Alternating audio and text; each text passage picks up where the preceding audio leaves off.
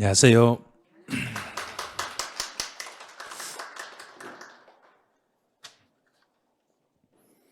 강의 계획표는 다 받으셨죠? 네. 강의 계획표를 잘 보셔야 돼요. 지금이 12월부터 2월 달까지 3개월 동안 강의를 진행을 해요. 3개월 동안 강의 진행한 강의 예정표고, 제일 밑에 그 아주 중요한 내용은 당구장 표시되어 있는 게 그게 제일 중요한 거예요. 가장 중요한 거. 예상 진도이며 실제와는 다소 차이가 있을 수 있다는 거, 그거 꼭 기억하시고, 왜 이대로 안 나가냐고 막 따지거나 그러지 마시라는 얘기예요. 될 수 있으면 강의 진도표대로 진도는 진행을 할 건데, 처음 이제 세법 공부하신 분들이 많더라고요. 처음.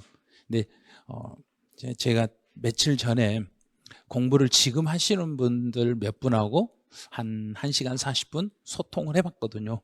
해봤는데 하시는 분들이 동차하시는 분도 있고 2차만 준비하신 분 있는데, 제일 어려운 과목이 뭐냐 물어봤더니 공법이 제일 어렵대요. 그래서 왜 어렵냐 하니까 딱 한마디 말하더라고요. 책이 두께가 너무 두껍잖아요 그러더라고요.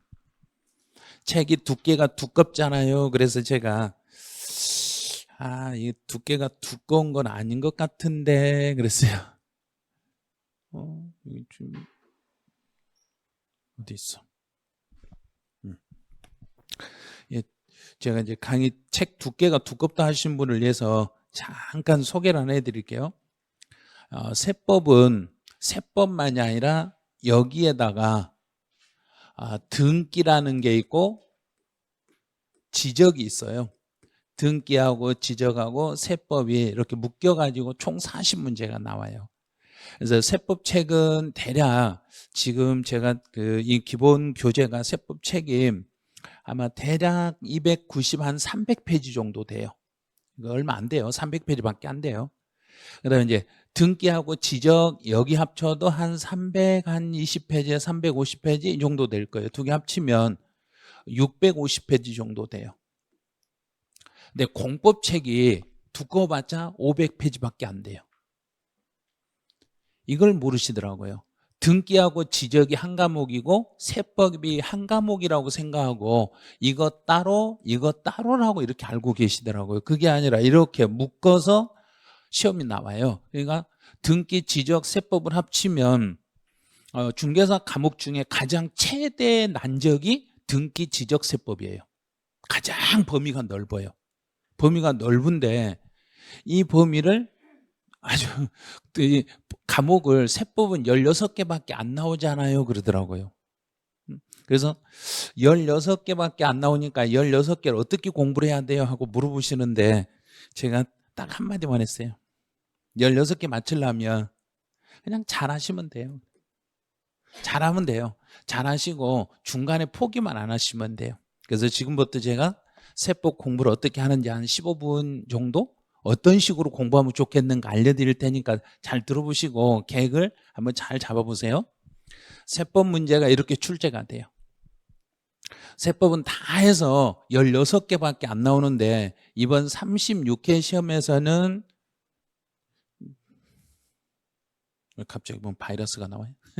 36회 시험에서는 총론에서 2개가 나오는데 잘 보셔야 돼요. 총칙 문제가 계속해서 3문제, 1문제 안 나오다가 갑자기 2문제씩 쭉 정착이 돼요. 그럼 우리 이제 우리는 37회 시험을 준비를 하는데 37회 시험에서도 조세 총론은 2문제 정도 이렇게 나올 거라고 예상하고 공부를 하셔야 돼요. 자, 이런 식으로. 계속 규칙을 잘 보셔야 돼요. 시험 문제 출제 기관에서 대략적으로 출제를 몇 개 정도 할 건지 이미 정해놓고 시험을 출제하니까 이제 총칙에서 한 2문제 정도밖에 안 나와요. 그다음에 이제 취득세 문제는 3개, 2개, 3개, 2개 계속 나오다요. 2개, 2개, 3개, 2개 나오다가 그럼 3문제 나오다가 2문제 나오고 3문제 나오고 2문제 나오니까 여기서 이제 규칙이 이렇게 이제 이 규칙이 세워지는 거예요. 이렇게 규칙이 세워지니까 3개, 2개, 2개, 3개, 2개니까 여기도 이제 2문제로 요렇게 이제 정착이 될 거란 이야기, 요렇게요. 그래서 취득세도 2문제 정도.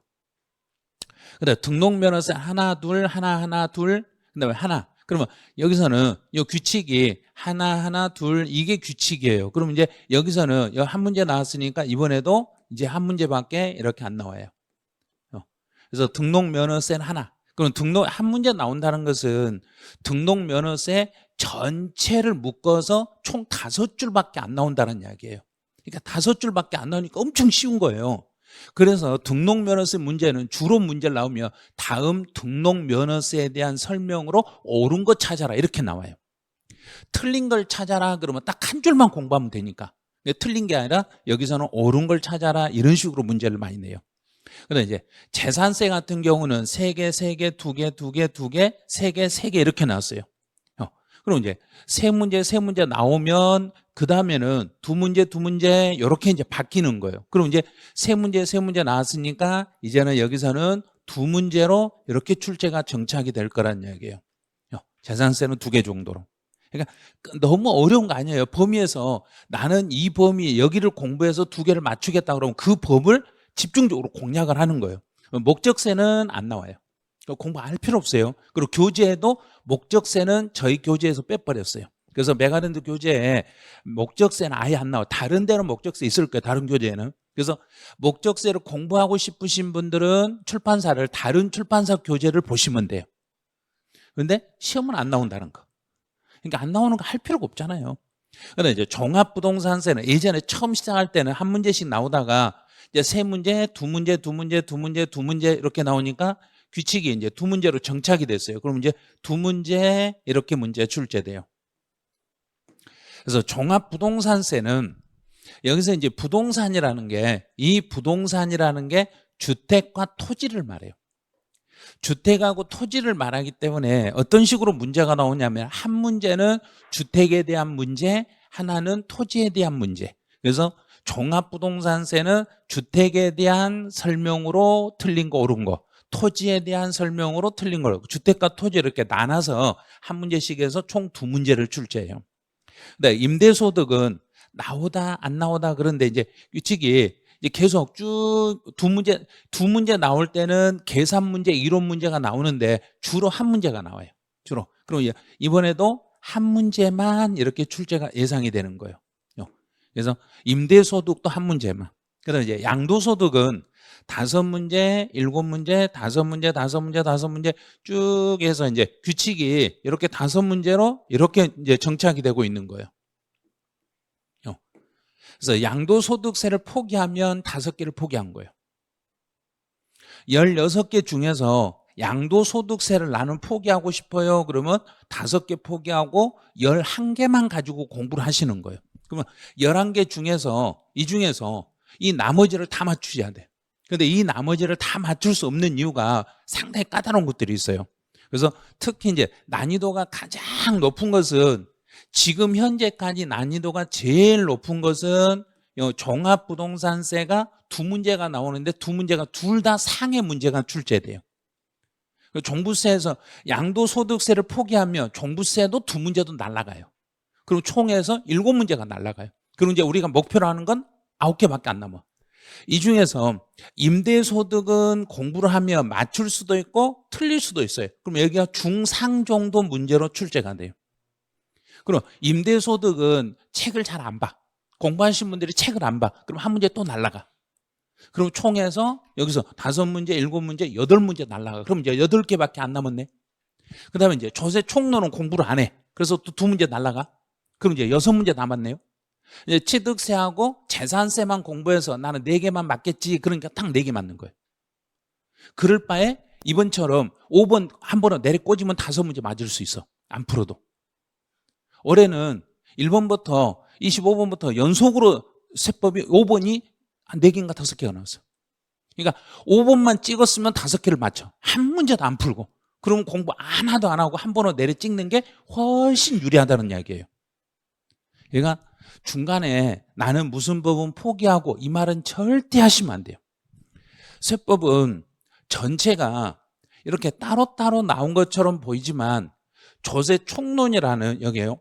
이 조세 총론에서 여기에서 전부가 다 이렇게 연결이 돼요.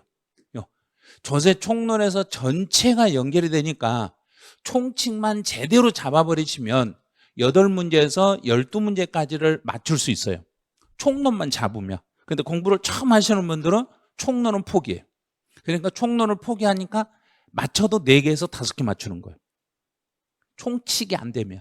그래서 세법은 이 총론 이 내용을 진짜로 열심히 공부를 하셔야 돼요. 그래서 예전에 어떤 분이 이제 공부를 하시다 해도 안 되니까 제가 어떻게 이야기했냐면 총칙 공부하고 취득세 공부하고 등록면허세 공부할 때 총칙하고 등록면허세하고 총칙하고 재산세하고 이렇게 해봐라. 그래서 그 과정을 반복했더니 모의고사 점수가 딱 나오는데 14개, 15개를 맞더라고요. 이 안정적으로 이제 점수가 나오는 이유가 뭐냐고 물어봤더니 여기서 이 총론의 내용을 보니까 나머지 내용이 다 들어있고 다 연결이 되니까 여기서 규칙 잡으니까 나머지 다 풀려버렸어요 그러더라고요. 제일 중요한 게 총칙이에요. 그래서 총칙 공부를 엄청 열심히 해주셔야 돼요. 이제 세법은 이렇게 출제가 돼요. 총해서 16문제인데 법이 딱 정해져 있어요. 이렇게 시험 문제 어디서 어떻게 나오는 정해져 있으니까 이제 문제를 보면서 여기서 한 문제 나오면 여기는 종합 문제다. 이것도 종합 문제다. 2문제 나올 때는 범위를 중간 나눠. 이제 전체 재산세 2문제다. 그러면 재산세 처음부터 반절까지 묶어서 한 문제, 반절 이후부터 끝까지 묶어서 한 문제, 이런 식으로 2문제 나오면 딱 정해놓고 어느 범위 이렇게 연결이 되시는 거예요. 그리고 이제 공부하실 때 이제 어떻게 해야 되는지 이제 규칙을 알려드릴게요. 공부할 때 세법이 처음부터 어렵다는 생각을 버려버리라는 이야기예요. 처음부터 무조건 생각을 해요. 저거 어려운데. 해보지도 않고 어려운데 그래요. 시험지를 딱 나눠주잖아요. 그러면 시험지를 펼치지도 않았으면서 문제 어려워요. 풀어보고 나면 할만한데 처음부터 공부 시작할 때부터 어려워요 그래요. 그러니까 그 생각 제발 좀 버리시라는 이야기예요. 그리고 꼭 생각 뭘 할 때 보면 나는 그거 못한대요. 못한대. 그럼 못하냐 이거예요. 절대로 무슨 뭘 할 때 이건 아니다, 안 될 거나 생각하지 말고 내가 분명히 처음부터 할만하다. 이거 할만하다. 할만하니까 하면 내가 해결할 수 있다. 이 생각하시면 돼요. 그리고 이 생각을 계속 해주시라는 거. 과목마다 다 똑같아요. 이게 과목을 1차 합격하신 분들에게 학개론하고 민법 중에 어떤 게 더 좋아요? 그랬더니 공부할 때는 학개론이 좋았는데 시험 점수로 민법이 잘 나왔어요 그래요. 합격하신 분들이 그러더라고. 나는 민법이 좋은데 의외로 학개론 점수가 훨씬 잘 나왔어요 그래요. 그러니까 다 상황이 달라요. 그러니까 처음부터 어렵다는 생각 버리시고 이거 할만하다 이 생각하고 그냥 공부를 하시면 돼요. 그다음에 2번째는 이제 법 해석할 때 알려드릴게요. 법을 해석할 때 내 생각, 내 개인 생각 절대 하시면 안 돼요. 법을 해석하실 때는 민법이든 세법이든 중개사법이든 공법이든 또 등기법이든 법을 해석할 때는 내 개인 생각대로 해석하지 마시라는 거. 절대로 내 생각은 버리시고 반드시 해석할 때는 여기 입장에서요. 정부 입장에서 여기에서 법을 해석해 주시라는 거. 법 해석할 때는 정부 입장에서 해석하실 때 그 다음에 지킬 게 하나 있어요. 법에 지문이 있으면 이 지문에다가 내 마음대로 살을 붙이지 마시라는 이야기예요. 법에 나와 있는 그 문구 그대로 해석하시라는 거. 그걸 국어사전 해석이라고 그래요. 이게 문헌 해석이라고 그래요. 그래서 그 문구 있는 대로만 읽으셔야지 여기다가 뭔가를 넣어가지고 내 마음대로 용어를 하나를 붙여가지고 읽어버리시면 안 돼요. 절대 그렇게 읽으시면 안 돼요. 그래서 세법은 또 법령을 해석할 때는 본인 생각은 버리시고 전체 해석을 할 때 언제나 세법은 정부 입장에서 법을 해석하시면 정답은 90% 이상이 다 직결이 돼요. 무조건 내가 이 법 해석이 안 된다 그러면 정부가 유리하도록 해석해버리면 그게 답이에요. 왜냐하면 세법은 정부가 세금을 거두려고 만든 법이기 때문에 납세자를 봉으로 만드는 법이 세법이에요. 납세자를 무시하고 어떻게든지 납세자 주머니에서 돈을 뺏어갈까 하고 만든 게 세법이기 때문에 그 정부 편에 서서 해석하시면 아마 100% 해석이 끝나실 거예요. 이제 강의를 들을 때요, 반드시 지킬 거. 강의를 들을 때는 제일 먼저 듣는 것부터 하세요. 절대 쓰기부터 하지 마시라는 이야기예요. 칠판에 쓰고 계시면 바로 화면 넘겨버리네요. 한 분이라도 쓰면 바로 쓰는 순간 바로 화면 넘겨버리네요. 막 왔다 갔다 해버리네요. 앞으로 갔다 내려갔다 막 못 쓰게. 그러니까 쓰는 거 제발 하지 마시고 일단 잘 들으시고, 먼저 수업을 잘 들으셔야 돼요. 잘 듣고 두 번째 여기까지만 지켜주시라는 거. 듣고 말하고 여기까지만 지켜주시면 무조건 성공하세요. 공부하실 때 수업 시간에 잘 들으시고 그걸 말로 뱉으면 돼요. 듣고 말로 뱉으면 내가 이해한 거고 머릿속에 저장이 된 거예요. 말하면 저장이 된 거예요. 근데 듣고 말 안 하고 쓰고 있으면 머릿속에 저장 안 돼요. 절대 저장 안 돼요. 연습장애가 저장이 돼요. 연습장애 저장이 돼가지고 시험장에 가서 연습장 없으면 시험 문제를 못 풀어요. 그러니까 어떻게든지 내 머릿속에 저장하려면 말을 하셔야 돼요. 듣고 말하는 연습, 이것부터 하시면 돼요. 그 다음에 이제 교재에다 표시할 때, 자, 세법은 몇 문제 나온다 했는가요? 봐요. 이렇게 말을 하셔야 돼. 잘 들었으니까 말을 하시잖아요. 그럼 이해가 돼 있는 거예요. 그럼 16문제 중에서 계산 문제가 한 문제가 출제돼요. 그럼 총 이론 문제로 15문제밖에 안 나와요. 15문제인데 우리는 시험이 오지선다예요. 15 곱하기 5는 얼마인지 아시죠? 그렇죠. 75줄밖에 시험이 안 나와요. 그 중에서도 박스 문제로 세법 문제가 박스에서 4문제 나와요. 박스 문제가 4문제 나오는데 박스에는 5개가 아니라 3개씩 지문이 주어져요. 그럼 3개씩 주어지니까 4문제 나오면 예를 들어서 4줄을 뺀다고 생각해 봐요. 그러면 71줄이 시험 문제 출제가 돼요. 이렇게. 근데 교재는 한 300페이지 정도 돼요. 근데 한 페이지에 한 줄도 시험에 안 나온다는 이야기예요. 그러니까 책에다가 표시할 때는 아주 중요한 거예요. 요 핵심 내용. 이 핵심 내용만 표시하시고 그 교재를 전체 색을 입히지 말자는 이야기예요. 그러니까 중요한 내용이 있으면 딱 중요한 내용, 이 중에서 제일 중요한 게 예를 들어서 이거다. 그럼 여기만 이렇게 딱 체크하라는 이야기예요. 막 여기다 막 이렇게 막 체크하고 또 어떤 막 여기다 뭐 색도 막 칠하고 이러지 마시고 딱 필요한 단어 한 단어만 밑줄 딱 끊고 그거에 대해서만 계속 공략을 하시라는 거예요. 제일 중요한 게 여기다. 그럼 이 단어에다만 체크해가지고 이 단어가 내가 알 수 있는가 모르는가. 그 다음에 이제 색상을 표시하는 방법을 제가 알려드릴게요. 색을 표시할 때 시험에서 중요하게 출제되는 부분과 내가 이해가 안 되는 부분, 내가 이해가 잘 안 되는 부분을 색을 표시할 때 아주 그 시험에 진짜 잘 나온다고 했던 색깔, 내가 중요한 건 색깔을 내 나름대로 나는 이 색깔만은 시험에 진짜 시험에 꼭 나오는 것은 그 색깔로만 표시해 놓으세요. 그리고 책을 읽을 때 처음부터 책을 넘기면서 나 이번에 시험에 나오는 지문만 보고 싶어. 그럼 그 색깔만 읽으시면 돼요. 이거 내가 이해가 안 되는 이거는 공부해도 설명 들어도 잘 모르겠어. 그러면 그 모르겠는 것은 그 나름대로 다른 색깔로 표시하세요. 그럼 내가 이번에 책을 볼 때 나는 이번에 이해 안 돼. 내가 강의 들을 때 이해 안 됐던 지문이 어떤 거지? 하고 볼 때는 그 색깔만 읽으시면 돼. 그러니까 색상을 딱 2개 정도로 하세요.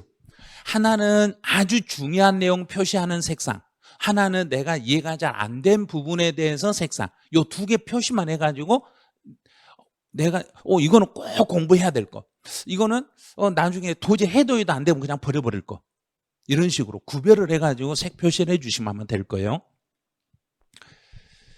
그래서 이제 아마 이게 거의 마지막 정도 이제 공부할 때 주의사항인데, 수업 진행 중에 암기가 필요한 부분이 있을 거예요. 꼭 이건 암기를 해야 돼요. 그럼 제가 2번, 3번, 많게는 5번 정도 계속 수업 시간에 반복해 드릴 거예요. 그럼 반복해 드리면 그때는 소리 내서 함께 암기를 하셔야 돼요. 소리 내 가지고 암기를 하시는 게 이 내용이 가장 암기하기 편한 방법이 소리 내서 하는 게 이게 암기 제일 편해요. 소리 내야 돼요. 그냥 소리 안 내고 가만히 계시면 어차피 제가 아마 내년에도 강의할 수 있을 거예요. 뭔 말인지 아시죠? 소리 내서 안 하시면 제가 내년에도 강의할 수 있으니까 또 강의장에 오실 수도 있다는 거. 그 생각하세요. 그냥 나는 올해 37회로 끝낸다 생각을 꼭 하셔야 돼. 무조건 37회로 나는 끝내니까 나는 이번에 이 소리 내서 암기하고 이 올해 내가 평생 이제 이 시간만 암기하고 나는 더 이상 안 할란다. 이렇게 하셔도 돼요. 그러니까 무조건 소리 내서 암기하는 것은 소리 내서 해주시면 돼요. 그다음 이제 오늘 수업 끝나면 이제 복습은 그냥 당일날 복습하는 게 제일 좋아요. 사실은 당일날 복습하는 게 좋은데 복습을 할 때 어떻게 해야 돼요? 이거 물어보시더라고요. 제가 동영상을 또 들어야 돼요. 동영상은 그건 공부지, 그건 복습 아니에요.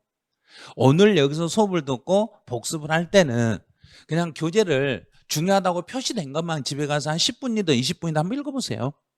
그냥 수업은 3시간 수업을 들으면 집에 가서 30분이면 복습할 수 있어요. 30분 정도만 압축을 해놓으니까 교재를 아주 압축해가지고 그냥 이 교재를 그냥 읽는 게 중요한 지문만 그냥 읽으세요. 그것만 쭉 읽어보시고 그리고 만약에 가능하다면 문제를 풀 수 있으면 한번 풀어보세요.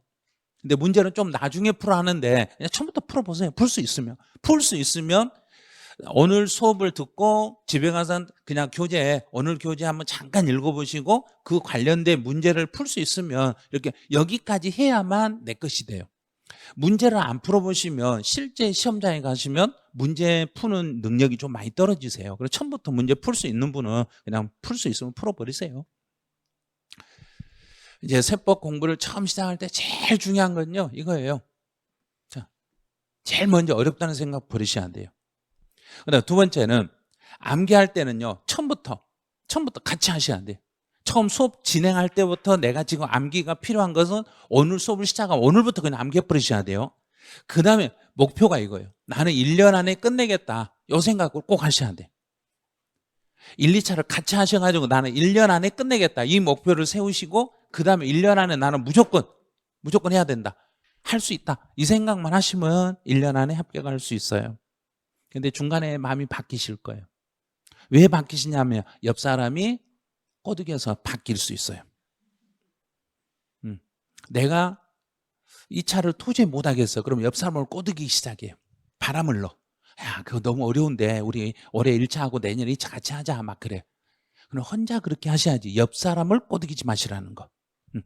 근데 그분은 2차까지 할 수 있는데 잘못해서 1차만 합격하고 2차를 내년에 같이 하게 되는 그런 일이 없도록 1년 안에 무조건 나는 합격할 수 있다. 이 생각으로 밀어붙이시면 돼요. 자, 여기까지 하시면 이제 공부를 시작하시면 돼. 이제 우리는 이제 지금까지 어떤 세뇌를 받았는지 한번 볼까요? 제일 중요한 게 뭔가요? 할 수 있다는 거. 할 수 있다는 거. 내가 할 수 있다는 거. 우리는 1년 안에 분명히 합격할 수 있다는 생각을 하고 지금부터 이제 수업을 들으시면 돼요. 자, 그럼 지금 제1편 조세 총론이네요. 총론에서 몇 문제 나온다 했는가요? 봐요. 잘 들었으니까 다 말하잖아요. 안 써도 다 이해됐잖아요. 두 문제 나온다는 거 알고 있으니까 이제 두 문제 맞춘 전략을 세우시면 돼요. 주로 이제 시험에 나오면 제 2장하고 제 3장에서 주로 나오는데 이번 36회 시험은 여기서 출제했어요. 36회 시험은. 이제 35회 시험은 여기서 출제했어요. 34회 시험은 여기서 출제했어요. 33회 시험은 여기서 출제했어요. 그러면 자, 시험 문제가 어떻게 흘러가는가 이렇게 흘러간 거예요. 그럼 여기가 36회 시험에 출제했어요. 그럼 37회 시험은 어디를 한 이야기인가? 확정. 이미 알아버렸네. 그럼 두 문제 나오는데 한 문제 여기서 나올 거라는 게 이미 알아버렸네. 그 다음에 나머지는 3장이나 4장 여기서 한 문제 정도 이렇게 나올 거라는 이야기예요. 그럼 이제 총론은 두 문제가 나오는데 두 문제 중에서 납세의무에 확정해서 한 문제는 거의 고정이라는 이야기예요. 이런 식으로. 그럼 그걸 딱 알고 접근하시면 엄청 쉬워요. 이제 제1장 총칙은 이거예요. 개별 세법과 연계하여 출제되기 때문에 총칙에서 단독 문제로 출제되는 게 아니라 총칙의 내용이 취득세나 등록면허세, 재산세, 양도소득세와 연계돼서 문제들이 출제돼요. 그래서 총칙만 가지고 문제를 총칙에서 문제 안 나오잖아요. 그럴 수도 있어요. 근데 총칙 내용이 전체 합치면 8문제 정도 나와요. 이거 엄청 많이 분량이 차지해요. 그래 이제 여기 보면 이제 여기 교재 페이지수가 이렇게 나와요. 교재 페이지수. 앞에 도표 나온 것은요 안 보셔도 돼요. 그냥 출판사에서 책 분량 늘리려고 해놓은 거예요. 그런 거. 그런 것까지 일일이 볼 필요 없어요. 자, 이제 조세 개념으로 들어가는데 여기서 시험에 나오는 것은 조세 개념에서 시험에 나오는 건 없어요. 그러니까 밑줄 그을 것도 없어요. 그냥 듣고 말아버리세요. 듣고 오늘 가서 복습도 안 하셔도 돼. 이거는. 자, 조세라는 게 뭐예요? 그러면 이 조세라는 게 세금을 조달하는 걸 이게 조세예요. 그냥 그대로 읽으면 돼요. 조세 그러면 세금을 조달한다. 조달하는 세금. 그럼 세금을 조달하는 거. 자, 이거 밑줄 그으면 안 돼요. 밑줄 그 공부할 필요 없는 거예요. 이거는. 그럼 예를 들어서 시험 문제에서 다음 중 조세 정의를 옳은 거 골라라. 출제위원이에요. 이런 거 출제하는 사람이 세상에 아무도 없어요. 그런데 공부하는데 수험생만 공부하고 있어요. 이거. 여기 그 써졌잖아요. 조세라 조달하는 세금을 말한다. 밑줄 그을 것도 그냥 읽어보고 그래. 이제 그림을 잘 봐보세요. 조세는 지금 이게 뭔 말인가요? 같다. 뭐하고 같다?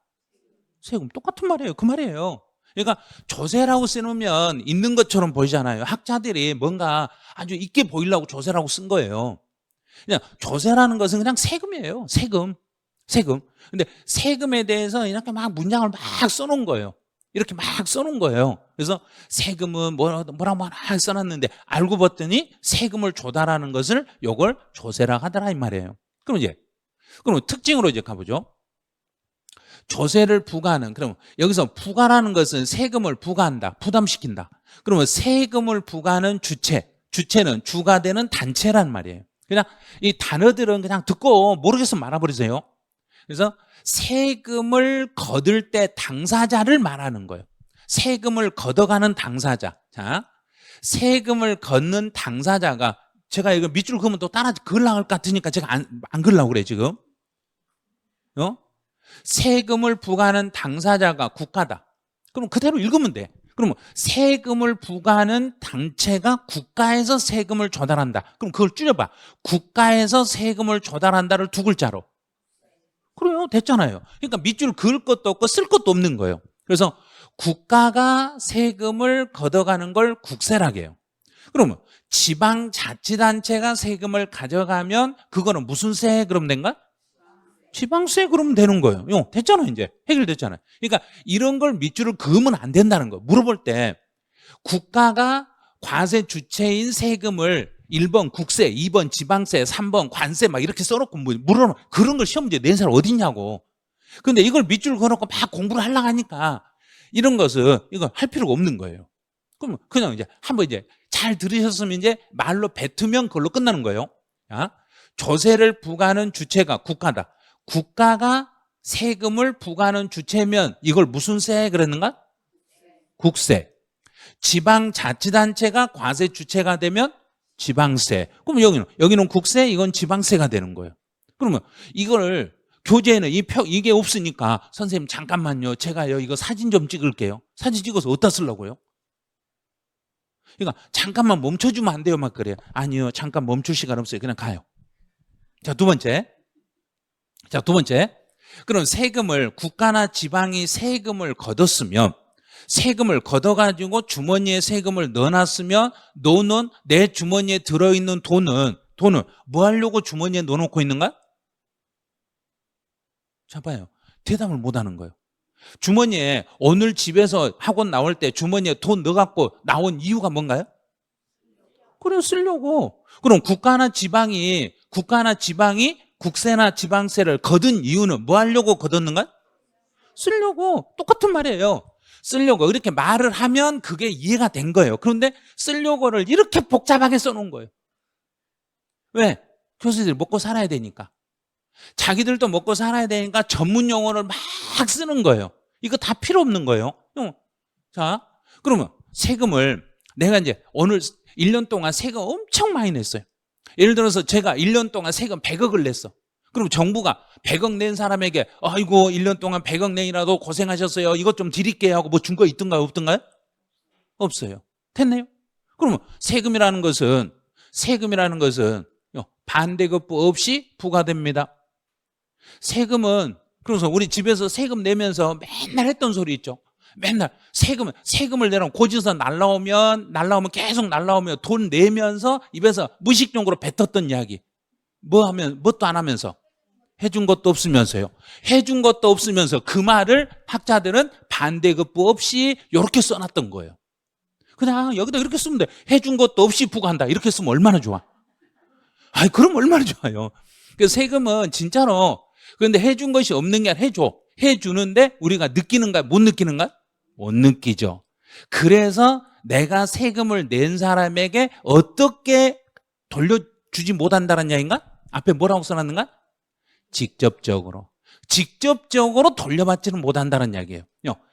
직접적, 개별적이고 직접적으로 돌려받지 못하고 거의 서비스 형태로 다 돌려는 받아요. 내가 세금을 냈으면 낸 만큼 다 돌려받고 있는데 나한테만 돌려주는 게 아니라 똑같이 돌려주니까 내가 혜택을 못 받고 있다 이렇게 느끼는 것뿐이죠. 그럼 이것도 시험에 안 나와요. 자, 세 번째로 가보죠. 자, 세금은 우리 세금 내라 하면 집에 고지서 날라오면 세금 낼 때 집에 있는 뭐 가지고 가서 내든가?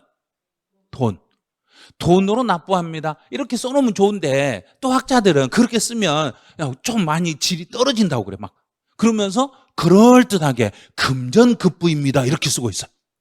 금전으로 급부합니다. 금전을 한 글자로 바꾸면 뭔가요? 봐요, 다 알아버리잖아요.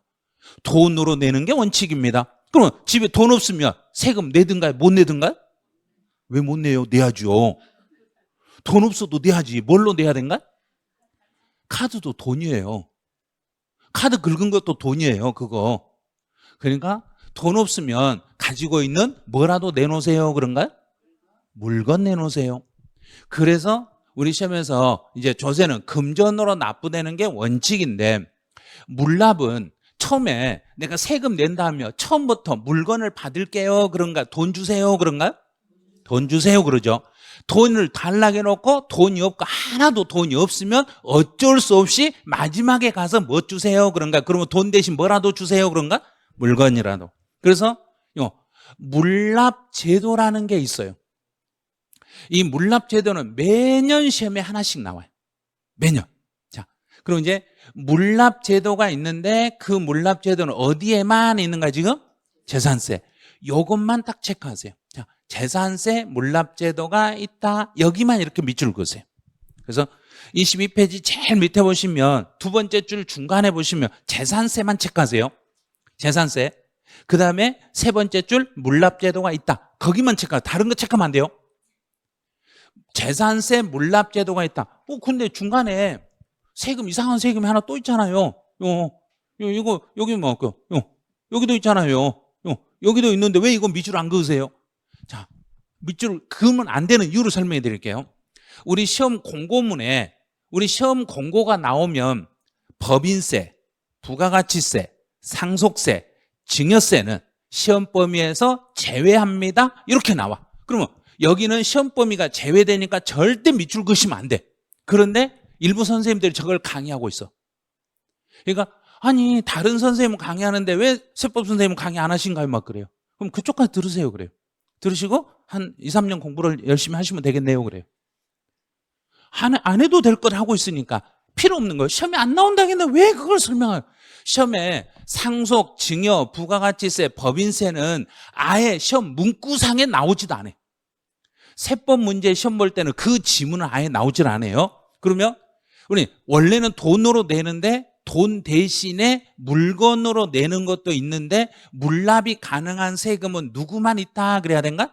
재산세. 그래서 여기 재산세 요게 이 부분이 36회 기출문제예요. 자, 이제 이걸 알려드린 이유가 36회 기출문제 중에서 혹시라도 정답으로 나왔던 지문이라고 제가 수업 중에 이거는 36회 정답으로 나온 지문이에요 이 말을 하시면, 그럼 공부할 때 36회 정답으로 나왔으면 37회는 아예 시험에 안 나와요 그 소리예요.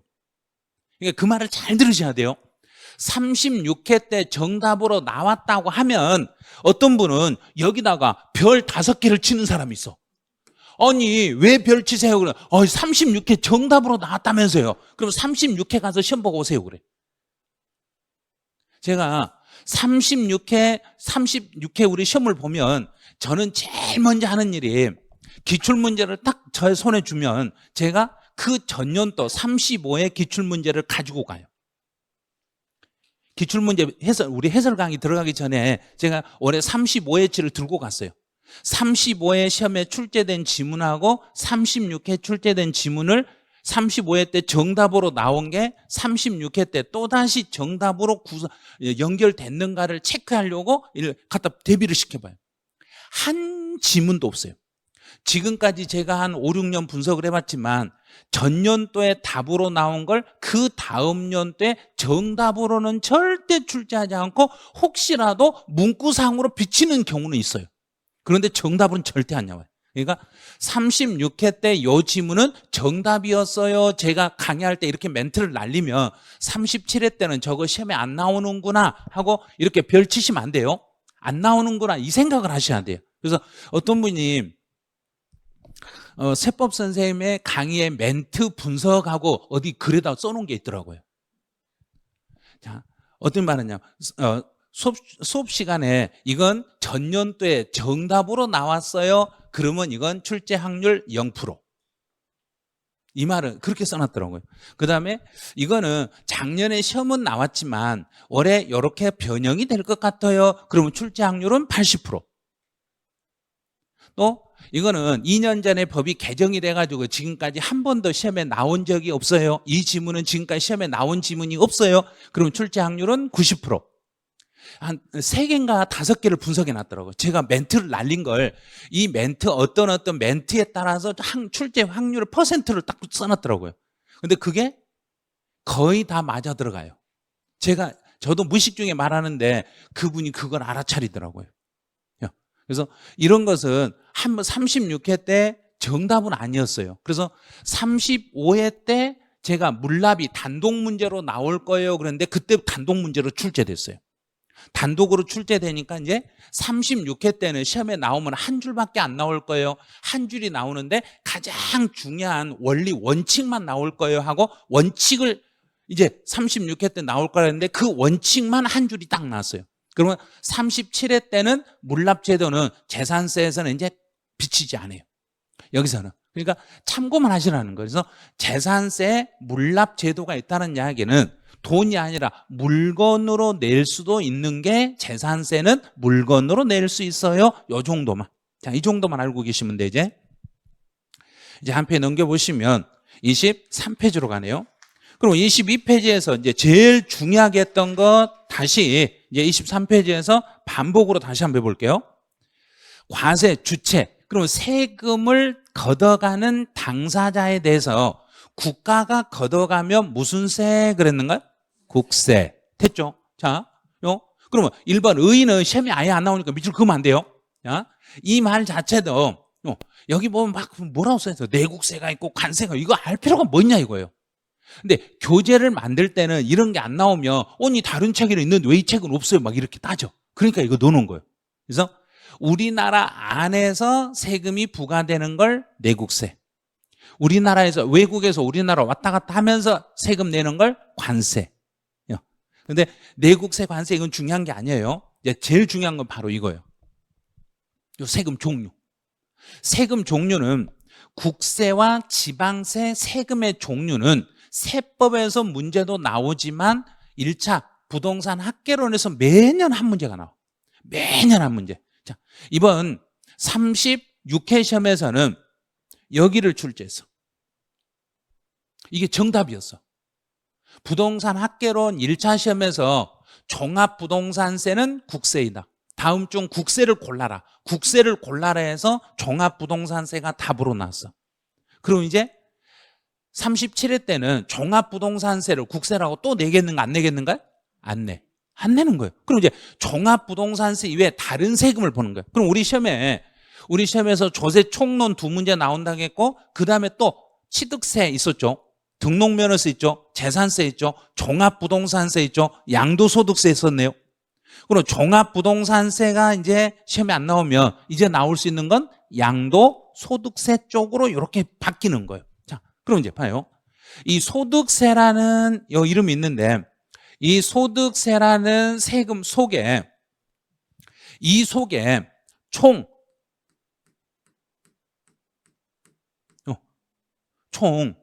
6개라는 조금만요. 이 속에가 이렇게 생긴 게 이 조그만 소득이 이렇게 묶여져 있어.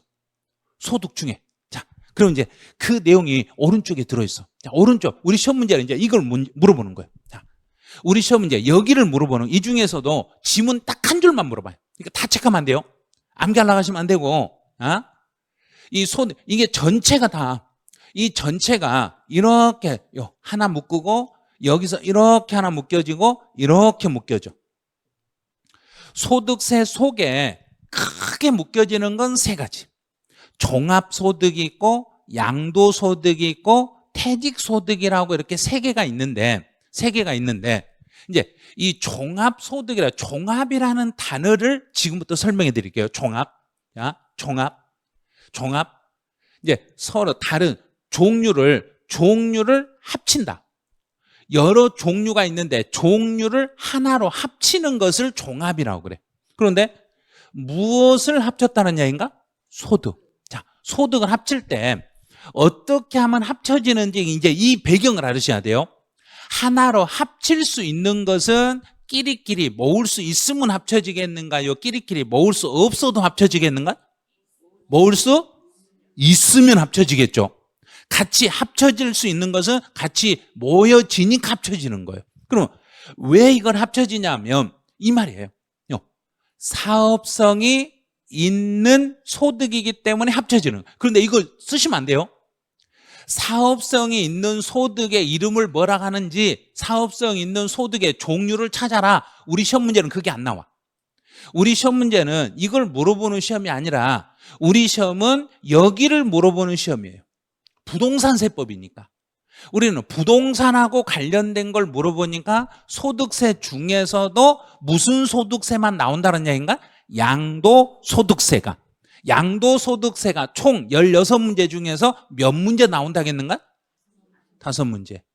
이걸 이미 알고 계신 분은 공부하기 편해. 그런데 양도세가 몇 문제 나온지도 모르니까 양도세 포기할래요? 막 그래. 양도소득. 그러면 양도소득이라는 것은 내가 부동산을 파는 것은 어쩌다 부동산을 팔겠는가요? 계속 부동산을 팔겠는가? 어쩌다. 자, 어쩌다.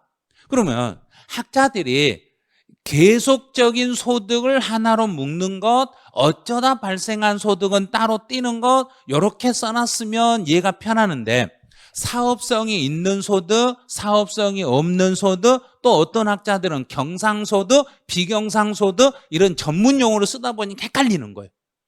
그러면 사업성이 있는 소득이다 이 말은, 자, 사업성이 있는 소득이란 이야기는 어쩌다 벌어들인 소득이란 이야기인가? 계속 벌어들인 소득이란 이야기인가? 계속.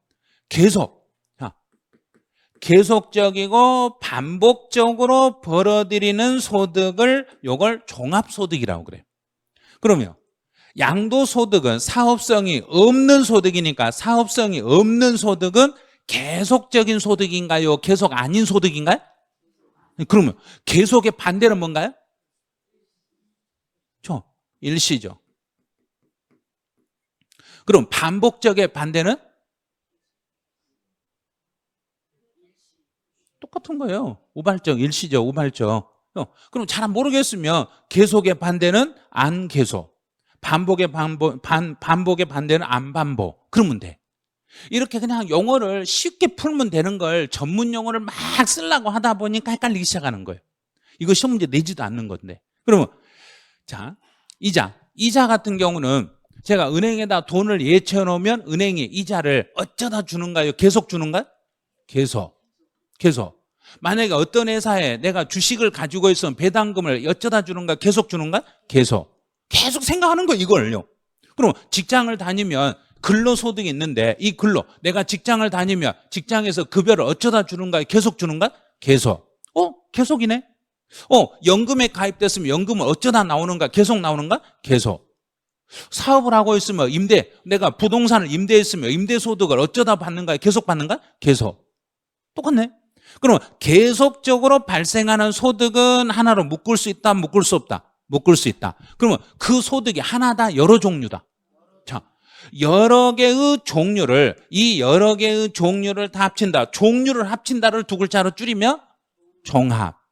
그래서 여러 종류의 소득을 종합소득이다 이렇게 말하는 거예요. 그럼 혹시 종합소득세 신고해라 이 말은 하나의 소득이다, 여러 종류를 합쳐서 신고해라, 여러 종류를 합쳐서 같은 것끼리 묶어라, 다른 종류끼리 묶어라, 같은 종류끼리 묶어서 신고하는 걸 종합소득이라고 그래요. 그러면 양도소득은 계속 발생하는 소득이다, 어쩌다 발생하는 소득이다? 어쩌다네요. 그리고 양도소득은 어쩌다 발생하는 소득이니까 계속 발생하는 소득에는 들어간다, 못 들어간다? 시험 바로 그거예요. 그리고 양도소득은 종합소득에 포함한다, 포함하지 않는다? 포함하지 않. 그럼요. 이것만 알면 되는 거예요. 양도소득은 종합소득에 못 들어간다. 이것만 알면 시험 문제가, 이게 시험에 총 4번 나왔어요. 4번. 4번 다 정답이었어요. 자, 그러면 거기에 그 2번 바로 밑에 V 표시된 게 있죠. 양도소득은 사업성이 없는 소득으로 종합소득과 구분하여 분류과세한다. 그 지문만 시험에 나오는 거예요. 그 지문만. 그래서 이제 체크할 때 이렇게 하시면 돼요. 자, 이렇게 해요. 양도소득은 종합소득과 구분하여 과세한다. 이렇게만 밑줄 그으면 돼요. 밑줄을 다 그으려 하지 마시고, 자, 다시요. 양도소득은 종합소득과 합쳐서 과세한다, 구분하여 과세한다. 구분하여. 그러면 시험 볼 때는 양도소득은 종합소득과 시험 문제 낼 때 어디를 바꿔서 내겠는가? 그래요. 지금 아시는 분 딱 한 분 이야기하셨어요. 여기를 바꾸는 거예요. 여기를 구분을 뭘로 바꾸겠는가? 합산. 이거는 합산이라고 내는 거예요. 그럼 그건 틀린 거잖아요. 그래서 양도소득은 종합소득과 뭐하여? 구분하여. 시험은 구분을 합산으로만 바꾸는 거예요. 그러니까 딱 여기 단어만 기억하면 돼. 계속. 종합소득은, 그러면 종합소득 속에 양도소득은 들어간다, 못 들어간다? 못 들어간다. 자, 이 많은 것 중에 딱 소득 그거 하나만 공부를 하는 거예요. 자, 다시 가보죠, 이제. 그러면 소득세는 이 소득세라고 돼 있는데 이 소득에는 종합소득도 들어있고 양도소득도 들어있어요. 그럼 임대소득은 양도소득에 들어있겠는가요? 종합소득에 들어있겠는가? 종합소득. 이제 해결했죠. 그래서 임대소득에서 따로 시험 문제가 하나 나오고 양도소득에서 5문제가 나와. 그럼 소득세에서 총 6문제가 나오는 거예요. 그래서 이 소득 중에 부동산 임대에서 1문제, 양도에서 5문제 해서 토탈 소득세에서 6문제씩이나 나와요. 무지막지하게 나오는 거예요, 이게. 그래서 소득세는 국세에 해당합니다. 그럼 소득세는 누가 부과하는 세금이란 이야기인가? 국세는 국가가 부과하니까. 그럼 국가가 가져가는 세금 중에 대표적인 게 소득세예요. 그 다음에 종합부동산세도 이것도 국가가 가져가는 거예요. 그럼 여기서는 이 부동산만 이제 볼게요. 종합부동산세에서 여기서 부동산이라는 것은 주택과 토지만을 말하는 거예요. 주택과 토지. 주택하고 토지를 둘이 뭐 하여 이 말인가? 종합이니까 뭘? 둘이 뭐 해서? 합쳐서. 똑같잖아요. 합쳐서. 그러면 주택에 대한 고지서와 토지에 대한 고지서는 합쳐서 몇 장의 고지서로 나오겠다? 한 장. 이걸 시험이라고 낸 거예요. 종합부동산세는 주택에 대한 세금 고지서 따로 발부하고 토지에 대한 세금 고지서를 각각 따로 발부합니다. 그럼 그건 틀린 거예요. 주택과 토지를 하나로 묶어서 하나로 합쳐서요. 하나로 합쳐서 고지서는 달랑 한 장으로 나오는데 이 종합부동산세는 지방세다, 국세다. 국세. 그래서 이번 1차 학개론에서 다음 중 국세에 해당하는 것 딱 보는 순간 종부세 답이었어요. 그 0.5초도 안 걸렸어요. 한 문제 푸는데. 그 다음에 이제 주의할 게 있어요. 예. 상속세와 증여세는 세법 시험에서는 안 나오는데 요거는 학개론 시험에서는 출제돼. 그럼 상속세나 증여세. 이 상속은 뭐 하면 나오는 세금이 상속인가요? 그냥 쉽게 그냥 일상적으로 쓰던 말 막 쓰세요. 뭐 하면? 죽으면 나오는 세금이에요. 죽으면. 누군가가 사망하면 나오는 게 상속세. 사망. 누군가가 사망했을 때 내는 세금이 상속세. 그럼 증여라는 것은 죽어야 나오는가요? 살아있는 상태에서 나오는가? 살아있는. 그러면 준 사람하고 받은 사람 중에서 받은 사람, 준 사람 둘 다 살았다. 두 사람 중에 한 사람은 죽었다. 둘 다 살았다. 자, 상속세는 둘 다 살았다. 한 사람은 죽었다. 한 사람은 죽었다. 한 사람은 죽고 나머지 한 사람이 상속을 받는 거고, 증여는 살아있는 사람이 살아있는 사람에게 재산을 무상으로 주면 받은 사람이 내는 세금을 증여세라는데, 상속세나 증여세는 둘 다 국세다, 지방세다. 국세. 자, 이제 4개 잡았어요. 소득세, 국세, 종합부동산세, 국세, 상속세, 증여세, 국세. 자, 여기까지 이제 찾았어. 그 다음에 딱 하나 더. 부가가치세. 우리 부가가치세 엄청 많이 살고 계시죠? 많이 내요. 부가가치세 뭐 할 때 내는 거야? 물건 살 때. 주로 가공된 물건을 살 때는 부가가치세가 붙어. 가공 안 된 것은 안 붙어요. 면세니까. 가공된 것만 붙어요. 그러면 이 부가가치세는 국세다, 지방세다. 국세. 이것도 국세. 그럼 이제 국세를 총 5개 배웠네요. 소득세, 종합부동산세, 상속세, 증여세, 부가가치세는 국세입니다. 그 다음 이제 마지막 이제 중요한 거 하나 더. 자, 마지막 이제 중요하게 농어촌 특별세라는 게 있어. 자, 이거는 조심을 좀 하셔야 돼요. 그래서 거기에 제일 밑에 보시면 농어촌 특별세라고 있어요. 저 표에 농어촌 특별세라고 돼 있는데 제일 밑에 있어요. 제일 밑에. 농어촌 특별세 앞에다가 주의하고 다르세요. 농어촌 특별세는 특히 조심하셔야 돼요. 왜 주의라고 농어촌 특별세를 왜 주의라고 표시했는지 알려드릴게요.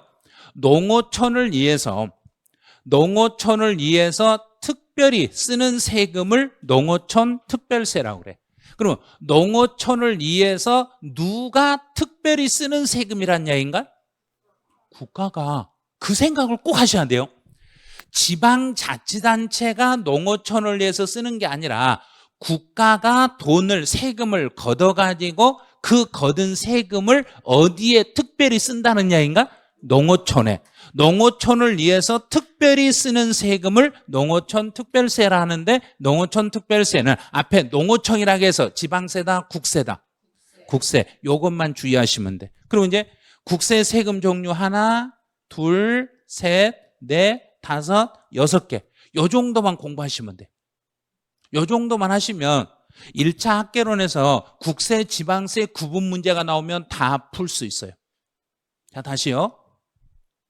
소득세, 종합부동산세, 상속세, 증여세, 부가가치세, 농어촌 특별세. 요거는 국세다, 지방세다.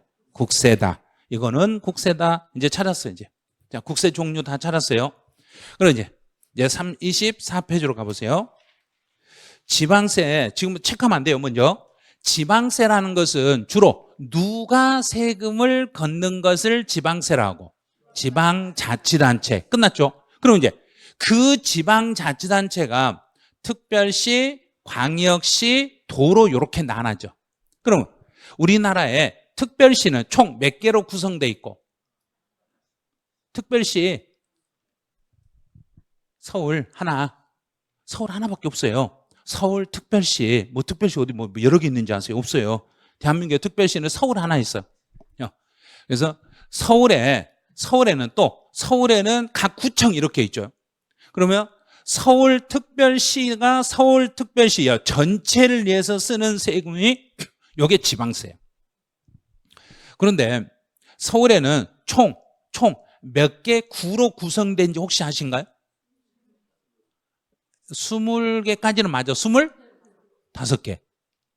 25개. 그럼 25개 구가 25개를 하나도 안 틀리고 다 말할 수 있겠는가요? 힘들죠. 진짜 힘들어요. 그래서 나중에 이제 합격하시면 요거는 다 외우셔야 돼요. 위치가 어디에가 무슨 구가 있고 어디가 이제 무슨 구 위에는 뭐가 있고 어느 쪽에 뭐가 있는지 전체를 다 기억하셔야 돼. 나중에 서울에서 중개사를 하든 김포에서 중개사를 하든 전국 어디서 하든지 간에 서울에 있는 이 구는 다 익혀 놓으셔야 돼. 나중에 시험 끝나면 지금 익힐 필요 없어요.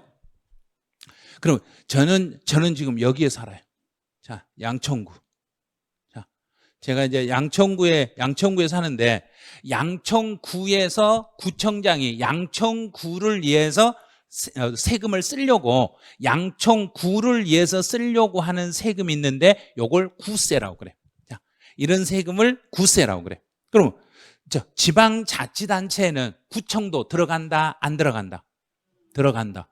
방금 지방자치단체는 특별시, 광역시, 도, 시, 군, 구까지를 지방자치단체라고 그래. 그럼 이제 광역시는 우리나라의 총 광역시는 몇 개로 구성되어 있는가요? 잘 모르면 이제 여기 제일 서울에서 제일 가까운 데부터 세보세요. 인천, 대전, 대구, 울산, 부산, 광주 6개로 되어 있네요. 그래서 이 6개 광역시 그런 걸 지금 시험 볼 때는요 우리나라에서요 광역시가 아닌 거 골라라 이런 걸 내지도 않아요. 그거는 유치원이나 초등학교 2학년이나 3학년 때나 시험에 나온 거지 우리 시험은 안 나와요 그런 거. 그러니까 광역시 어디인지 몰라도 돼요. 자, 그럼 만약에 예를 들어서 부산이다. 내가 부산에서 중개사를 하고 싶다. 그럼 합격하고 난 다음에 부산 지도를 놓고 이 지도를 다 익히셔야 돼. 구가 어디가 들어있나? 여기는요 해운대구, 뭐 수영구, 남구, 동구 이게 전부 다 이게 지방자치단체. 각 구로 연결되는 것도 요것도 지방자치단체예요. 그다음에 도. 자, 우리나라 도는 총 몇 개 도로 구성돼 있고. 근데 서수남 하청일이 노래. 팔도 유람하세. 그럼 팔도로 돼 있네요. 그 중에서 경기도. 그럼 우리 이제 김포에서 김포거든요. 여기네요. 김포에서 내가 중개사를 하고 싶다. 그러면 김포만 이렇게 공부를 하는 게 아니라 전체 합격하고 난 다음에 경기도 지도를 다 머릿속에 담으셔야 돼. 벌써부터 헷갈리고 막 머리 아프기 시작하죠. 합격하기도 전인데 합격하고 나면 우리 공부할 때 시험 공부할 때보다 한 100배 이상 공부를 더 하셔야 돼요. 그래야 먹고 살아요. 시험은 아무것도 아니에요. 시험 공부는 아무것도 아니에요. 시험 공부 끝나고 합격하시고 실무에 투입이 되면 그때부터는 시험하고 완전 상관없이 이런 걸로 이제 뭐 전체 이 내용을 어느 지역에 어디가 딱 말하는 순간 여기 가평을 이야기해서 그럼 가평 거기는요 그 지역이요 어디서 어떻게 되고요 그 바로 브리핑이 나와야 돼요. 이래야만이 중개사 하실 수 있어요. 그래서 경기도 안에 있는 하나씩 하래요. 다 나눠진 게 있죠. 이 나눠진 것 전부가 다 지방자치단체예요. 도만 지방자치단체가 아니라 시, 군까지 시하고 군까지 전부 지방자치단체가 돼요. 그럼 이제 다시 한번 나눠볼게요. 이제 서울은 특별시, 인천, 광역시, 경기, 도. 그럼 특별시에서 지방자치단체가 가져가는 세금은 특별시세와 구세. 인천에서는 광역시세와 구세. 경기도는 도세와 시군세. 이렇게 나눠져요. 그럼 여기서 이 안에서 걷는 세금을 이 네모 박스요. 이 네모 박스 안에서 걷는 세금을 무슨 세 그런다는 이야기인가? 지방세 이렇게 말하는 거예요. 그럼 우리나라 영토 안에서 우리나라 국가에서 걷는 세금을 국세. 그럼 국세는 국세대로 내고 지방세는 지방세대로 내고 우리는 다 내고 살아야 돼. 그래서 지방세, 국세 전부를 다 우리는 내고 살아야 돼요. 그래서 이제 서울에서는 특별시를 위한 세금과 구청을 위한 세금이 있는데 우리 시험에 나오는 것은 딱 여기 세 개만 나와. 지방세가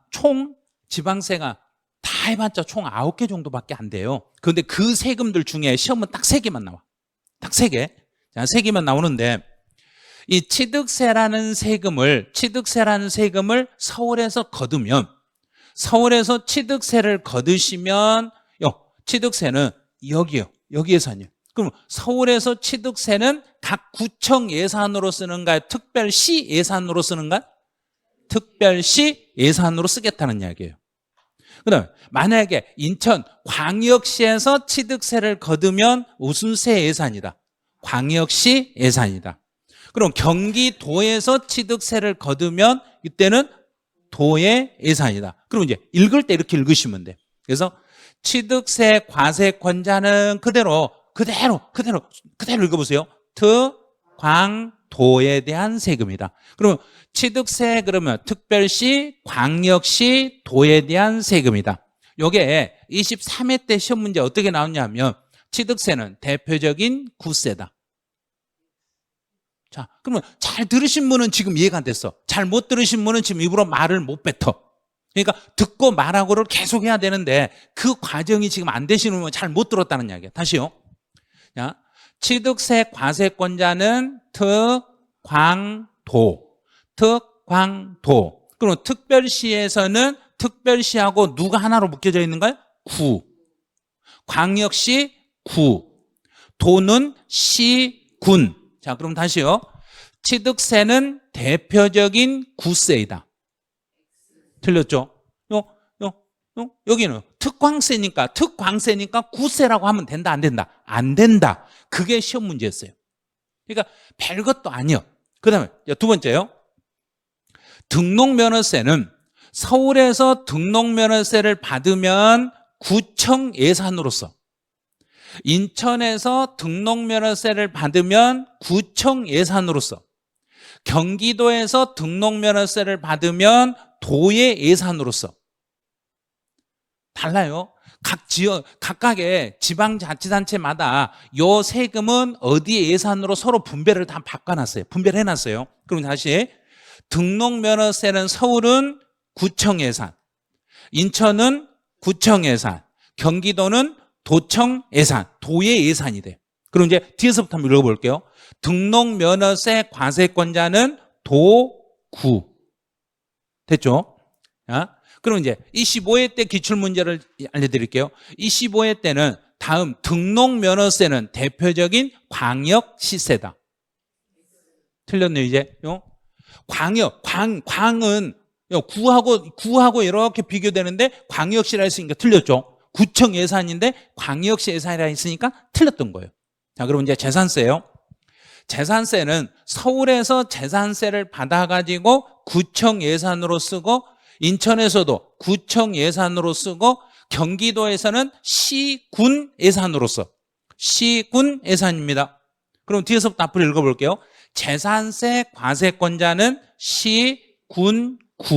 자, 그럼 다시.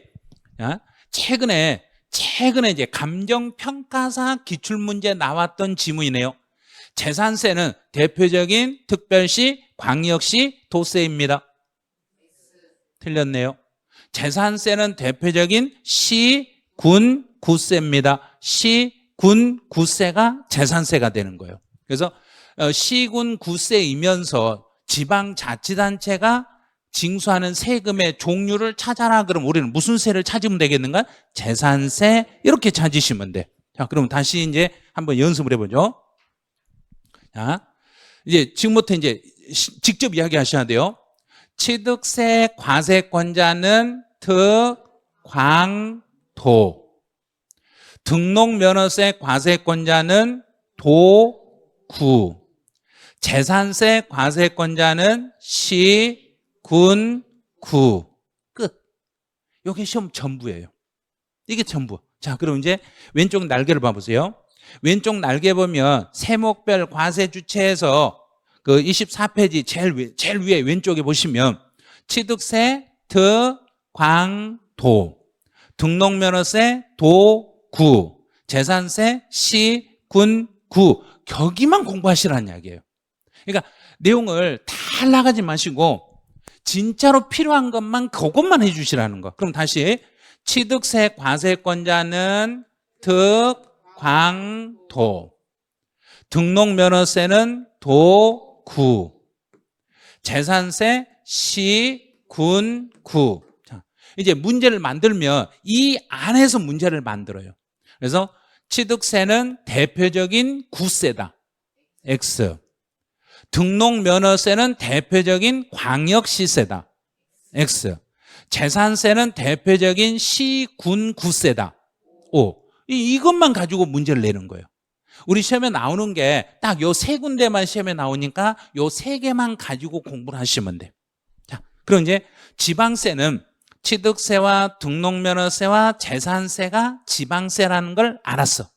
자, 그럼 이제 마지막 마무리 한번 해보죠. 자, 이거 교재 없어요. 교재 없는 내용인데 이제 연습을 한번 해보는 거예요. 이제 연습 한번 직접 본인 스스로 한번 알 수 있는 만큼 해보세요. 국세와 지방세로 구분하는 거예요. 취득세, 지방세, 재산세, 지방세, 양도소득세, 국세, 증여세, 국세, 자동차세, 아셔버렸어요. 지방세예요. 봐요. 안 했는데도 알았어. 이제 농어촌 특별세, 목소리 좋아요. 국세, 지방소득세, 앞에 지방 붙었으니까 당연히 지방세겠죠. 인지세, 이것도 아시네요. 자, 인지세는 이걸 어떻게 하냐면 정부 수입인지다 이렇게 공부를 하시면 정부니까 누구란 이야기인가? 국가. 그래서 국세라는 이야기예요. 등록면허세, 지방세, 종합부동산세, 국세, 상속세, 국세, 부가가치세, 국세. 자, 지역자원시설세, 지역자 붙었죠. 지방세. 또 지방교육세, 지방세, 법인세, 국세, 법인세, 국세. 이제 헷갈리는 거. 담배소비세. 자, 담배소비세는 혹시 담배소비세 이렇게 하세요. 우리 고장의 담배를 애용합시다. 우리 고장의 담배를 애용합시다. 그럼 국가라는 이야기인가 지방이라는 이야기인가? 지방. 그래서 지방세입니다. 이렇게. 됐죠? 자, 이렇게 해서 국세, 지방세를 이제 연습을 했어요. 첫 시간에 할 일이 여기까지예요. 이제 첫 시간에는 국세, 지방세 이 종류 익히는 거예요. 종류. 이 중에 양도소득세는 종합소득세 들어간다, 안 들어간다? 다시요. 자, 양도소득세는 종합소득세 들어간다, 못 들어간다? 못 들어간다. 요것만 딱 기억하세요. 양도소득세와 종합소득세는 합쳐서 과세한다, 구분하여 과세한다. 구분하여 과세한다. 이제 끝났어. 그다음에 농어촌 특별세는 국세다, 지방세다? 국세다. 취득세 과세권자는 누구다? 득, 광, 도. 재산세 과세권자는 시, 군, 구. 등록면허세 과세권자는 도, 구. 끝. 첫 시간 했던 게 다 됐어요. 자, 다시 잘 모르신 분 있으니까 한 번만 더 해볼게요. 자, 취득세 과세권자는 득, 광, 도. 재산세 과세권자는 시, 군, 구. 등록면허세 과세권자는 도, 구. 끝. 다 됐어요, 이제. 그 다음에 이제 여기서 부동산 그러면 종합부동산세에서 부동산 그러면 무엇과 무엇을 묶어서 부동산이라 한다? 주택과 토지. 여기서 부동산은 주택이라는 것과 토지만을 대상으로 하는 거예요. 주택과 토지만을 대상으로 하니까 건축물은 대상이 된다, 안 된다? 안 된다. 자, 끝났어요. 자, 그럼 요거 하나 배우려고 1시간 내내 연습했던 거예요. 시험은 딱 요거 하나로 나와. 그러니까 이거 하나로 딱 압축해버리면 끝나. 그래서 이 연습만 쉬고 이제 어떻게 우리 강의 준비하고 어떤 식으로 수업 나가는지 이제 다 알았으니까 공부하기 편하실 거예요. 이제 두 번째 시간부터는 이제 제가 첫 시간 했던 이야기는 잘 안 해요. 이제 만약에 쓰고 있으면 얼른 화면만 넘겨버릴 거예요. 못 쓰게 말은 안 하고 화면만 살짝 넘겨버리니까 아 누가 쓰고 있구나 이 생각 하시면 돼요. 이제 잠시 쉬었다가 두 번째 시간 진행을 하죠.